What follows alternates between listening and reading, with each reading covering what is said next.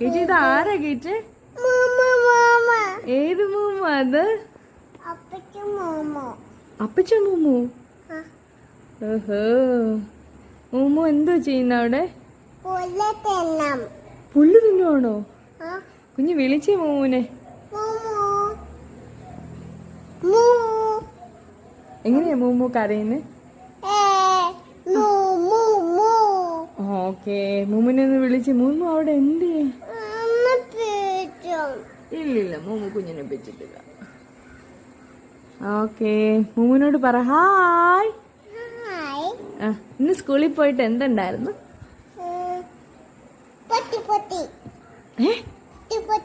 അതെന്തുവാ?